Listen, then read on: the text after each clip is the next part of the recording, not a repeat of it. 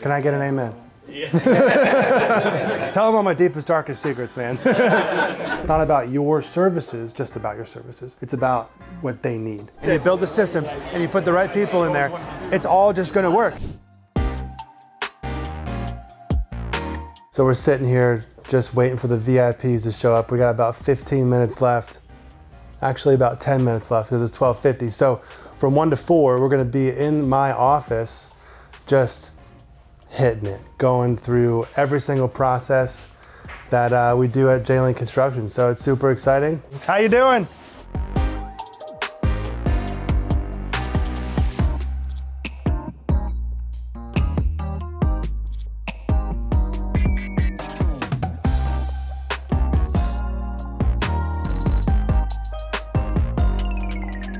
Welcome. Hi. Come on in. What's your name? Daniel. Nice to meet you. Daniel who? Daniel Roder. Roder. Okay. Yes, that's my wife. I'm Jesse Lane. Nice to meet you. Nice to meet you. What are you, I'm Ron. are you commercial or residential, or what's your, kind of both? Okay.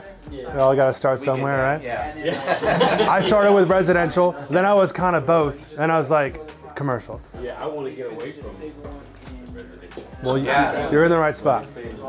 Yeah. But that's all it'll ever do. Yeah. Oh, really? Can I get an amen? Yeah. So build a deck, you know, but then I just kind of got a 6,000 square foot commercial tenant improvement, and it just went from there, man. It was about the client testimonial, you know, put that on the website, a couple Google reviews later, then it's like, oh, you do commercial tenant improvements, got another one, boom, and then got the residential completely off my website, and then that's how my commercial career skyrocketed. When you kind of make that shift, and you kind of commit, you know, that's when you can niche down and focus. Yeah. It just makes you nervous to do it. No, it is. It's nerve-wracking, bro. It's like, because there's that scarcity mentality, right? It's like, man, I have to kind of like say no. I get scared. Ron will tell you. You tell him all my deepest, darkest secrets, man. He's like, this guy gets so scared. Let me get another beer down. Yeah. What's up, guys? Hey. Good to see you. Nice to see you. That's Trevor. What was your name? Hi, I'm Charlene. Charlene and Mike. You guys are soaked.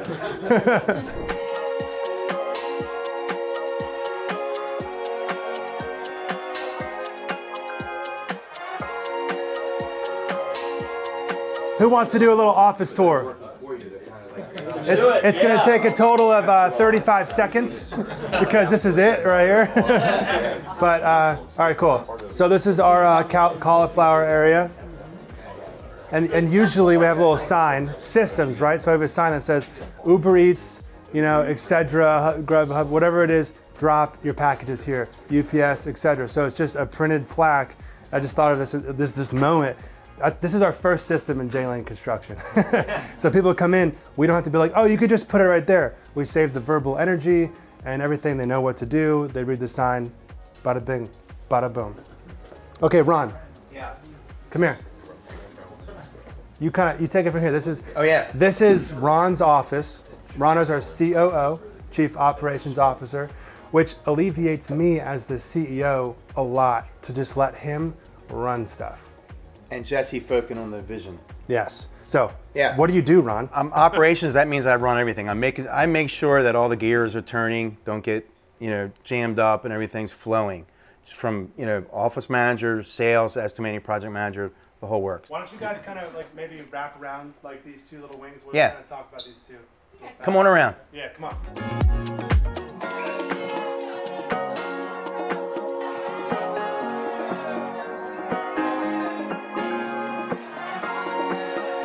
This is our office manager. Office manager just touches everything as far as making sure, from the simple things like making sure we have ink for the printer.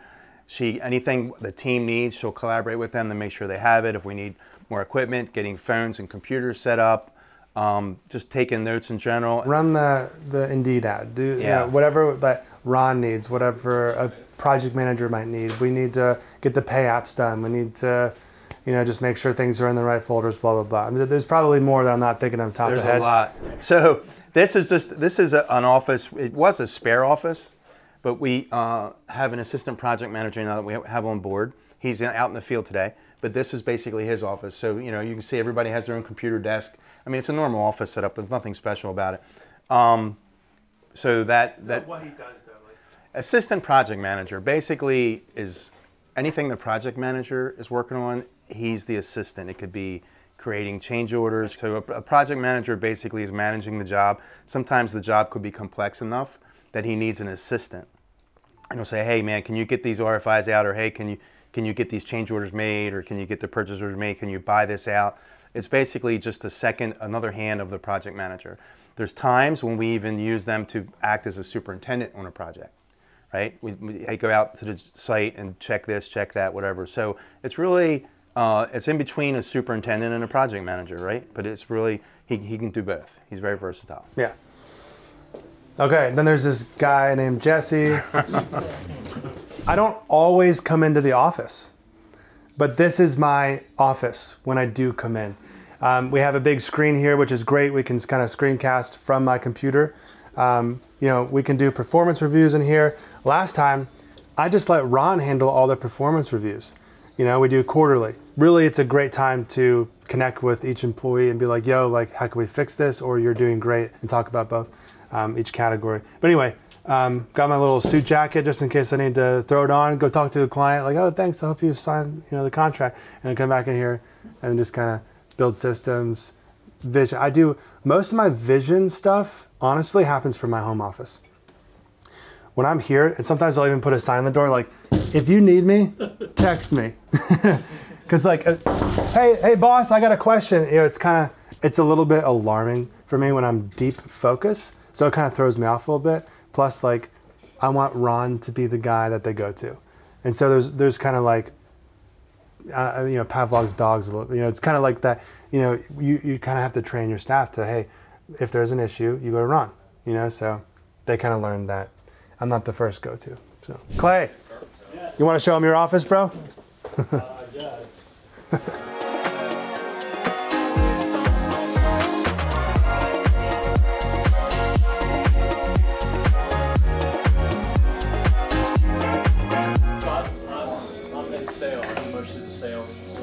Project management, moving mostly into sales and the design build side. So handle all the design, get everything ready for our estimator to roll it and stay in complete contact with our client. To elaborate on that, we just talked about growing company, people wearing multiple hats. Clay is wearing 2 hats. He's a project manager on some existing projects, and he's transitioning into sales. We're looking for a project manager. Don't know exactly when we'll have that person, but then Clay will be able to take that hat and pass it off to that person. It's part of the growth. Yeah, because it's both really 2 full-time jobs right now, but we're making it work, and looking forward to next year we'll be able to have another project manager and be able to really dive into sales full force. Okay, so this down here is our beloved project manager. This is Mark. So Mark is known for his chains. Also the backwards hat. Where's your backwards hat? I took it off. Yeah. So Mark came from the healthcare industry a couple years ago. He started as a superintendent. He worked his way to an assistant project manager, and then he moved his way up to project manager. So now you're managing what, 5 or 6 different projects, or 4 to 6? Yeah. Yeah. Closer to 8. So what is your?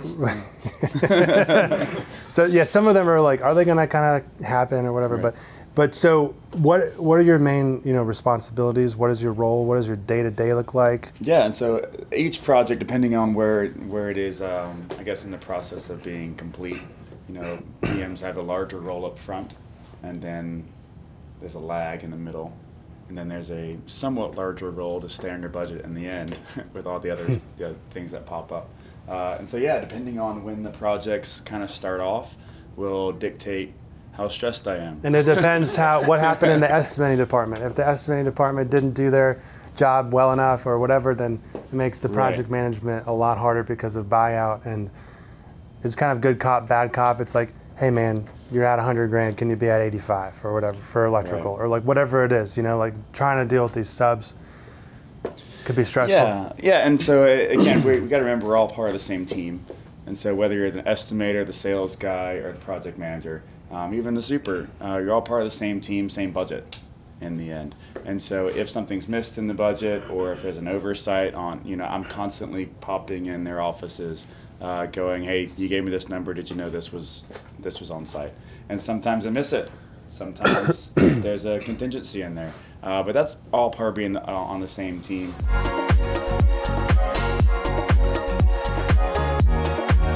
Okay, so this is the estimating department. We got a senior and a junior, and so Sam pretty much just helps with, helps Len with sending out bids. I think he's picking up conference stuff. Oh. Yeah, sending out bids. What else does Sam do? Everything and anything. Anything we you ask him need. to, like going to their Yeah, for the conference week. Everything. Yeah, but does he review scope? Yes, he does, because everybody doesn't know it here, but I just joined the team about 3.5 weeks ago, so I'm still learning everything. So my basis of knowledge is him, because he's the one that's been in it here. I mean, I've got resources all over the place, but he's been helping me get through the initial stage. Cool story. I've actually known Len for 5 years. He applied at J-Lane Construction, and I was a kid with like no beard sitting there, like I look like I'm 12 years old, like, hey man, you want to be my senior estimator? So there's been some growth over the last half a decade. And so Len randomly reached out to me. It was God. He just texted me, hey, you're looking for an estimator? I'm like, no, I have a senior estimator. And then literally that was like a Thursday or Friday. The next Monday, my estimator just up and left, just left. And so I was like, Len, actually I do.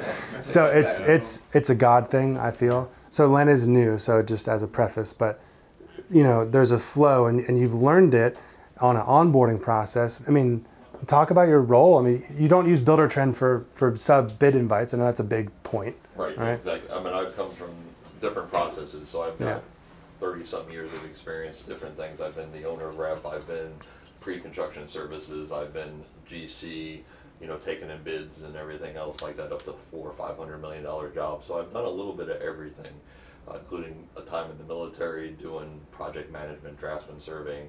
So seeing all that together and then seeing this group, and when he's talking about everybody having the same ideal, the same pathway, I need structure. So these guys are giving me plenty of structure and plenty of items to work with. We have a great set of templates and everything else we utilize, and I'm a follower. I like to be given parameters and templates to do work with. I just fill in, I give you information. And I love making templates. Yeah. So so what I like about here, like you guys heard in the other rooms, we're all a team and we all have to come together. Nobody is solely responsible for anything. Let's go to the conference room. We're gonna run you through like kind of our whole process of when a lead comes into the door, pretty much till the end, and then we had this J-Lane internal. Do you want to talk about it? Do they know about this? Okay. You guys, I'm not sure how familiar you guys are with all of our stuff, but this is our internal website, J-Lane Internal, that actually Jesse builds out. So this has everything to do with our company on it, and we have, and I won't show you everything because there's some top secret stuff. The org chart. Oh yeah, so that's all the top secret stuff we just skipped by. yeah, this is just kind of our org chart we have right now. It's really important to build an org chart. Yeah. To know, this looks crazy, but each line has to go to their direct report. So we know that not these guys, it doesn't link to me. They come to Ron. I talked about that earlier. And then these supers report to, you can see Josh goes to the project manager, but Josh also comes to both project managers, Yeah, depending on the job. And Clay is in both positions here, but we're trying to fix this. That's our next hire.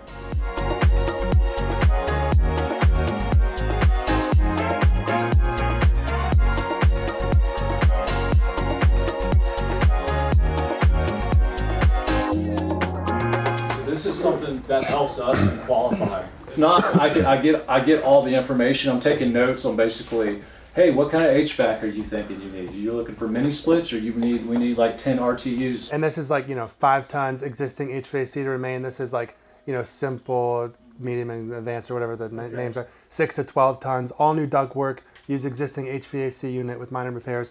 13 plus tons, or complete new systems with all new ductwork. So then he would be like, okay, so this is advanced. So it's like We just have 20 bucks a square foot. I mean, but if you go to a worksheet, you can actually edit. You could say, no, HVAC or plumbing is, you can just edit these numbers. Yeah.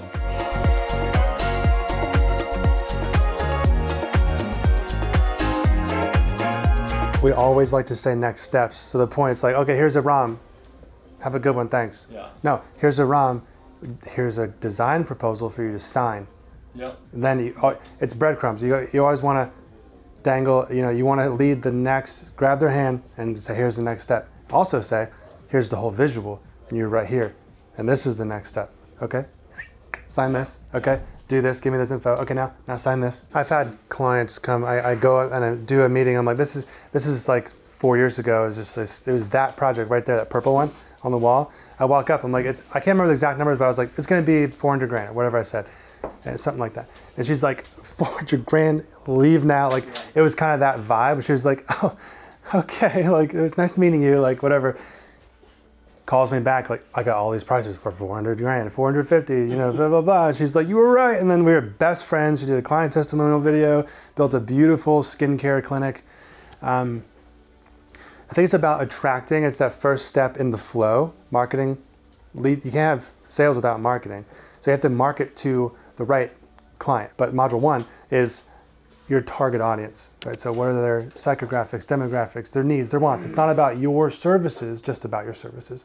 It's about what they need, It's all about what they need at the core. So if your marketing is aligning with that, then you're gonna just find clients that are a good fit.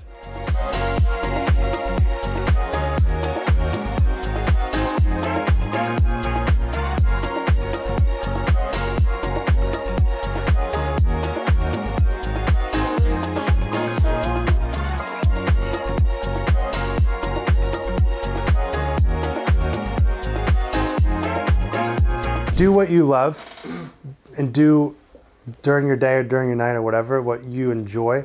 I personally really enjoy just like opening Squarespace and just building, because I can't be like, build me this thing, because I'm like, well, they're like, well, what do you want? Like, bro, I don't, because that's one of those things that's a little bit more creative. I kind of have to just like start and like, oh, I could do this. And I'm like, well, but that leads to this, and I can have Zapier link to this, and I can have all my forms go straight into HubSpot. I'm like, I kind of get all like excited. And so I do it myself. But I'm not saying everyone should build their own website. I'm just saying I, Jesse Lane, enjoy that.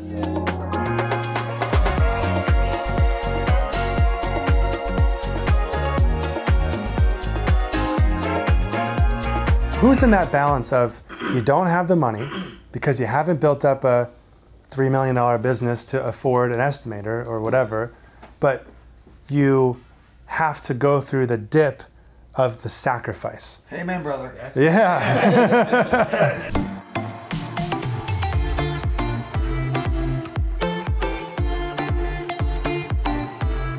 I've gotten really distracted throughout the years with real estate, like I said, NFTs, all these different like things. But it's, if you just stay consistent and focused on the one thing, and you build the systems, and you put the right people in there, it's all just going to work. And then you're like, oh, then you tweak it, like, oh, this guy, boo, boo, boo, boo, and it just flows.